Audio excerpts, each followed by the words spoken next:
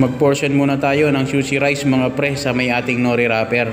At pagkatapos ko nga nyan pre i-portion ay mag-i-slice na ako ng avocado. At syempre pagka-slice natin yan ay tatanggalin natin ang balat mga pre.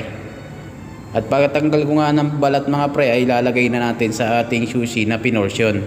And then ang kalahati ay lalagyan ko ng teriyaki salmon. And then ang kalahati naman ay tempura shrimp mga pre. Bali dalawang flavor ang ating ni-roll sa isang maki mga pre. At pagka roll ko nga niyan mga pre ay lalagyan ko din siya ng crispy flakes mga pre. At ni-roll ko nga lang siya at pinaikot-ikot dun sa ating crispy tempura. Ayos na yan mga pre. And then ilagay na natin sa isang gilid. Ang next naman natin mga pre ay ating Tobiko California mga pre.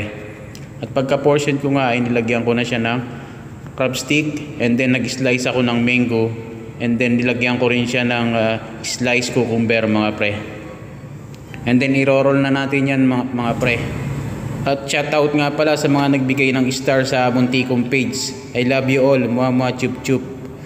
Thank you so much for supporting us. Balik na tayo sa sushi. At nilagyan ko na nga siya ng Tobiko mga pre. At pagkalagay ko nga yan, in-slice ko na ng 5 pieces. And then pinortion ko lang sa isang gilid. Ang next ko naman na ikinat ang ating tempura maki. And then ang ating teriyaki salmon mga pre. At pagka-slice ko lang din ulit niya ng 4 pieces ay nilagay ko lang sa isang gilid. Right, ayos na yan. At ready na nga natin yan ilagay sa ating takeaway box mga pre. Ang una ko nga nilagay sa takeaway mga pre ay ang teriyaki salmon. And then ang ating Tobiko California. And then ang ating tempura maki mga pre. At nilagyan ko rin siya parehas ng teriyaki sauce mga pre. And then pagkatapos yan ay Japanese mayo naman ang nilagay ko sa may Tobiko California. And then sa ating tempura mga pre. At nilagyan ko rin siya ng crispy flakes sa ibabaw mga pre. At sesame seed naman pre sa ating teriyaki salmon mga pre.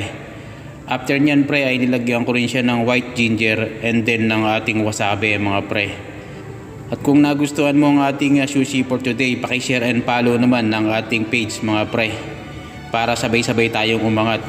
Yun lang, salamat. See you my next vlog. Alright.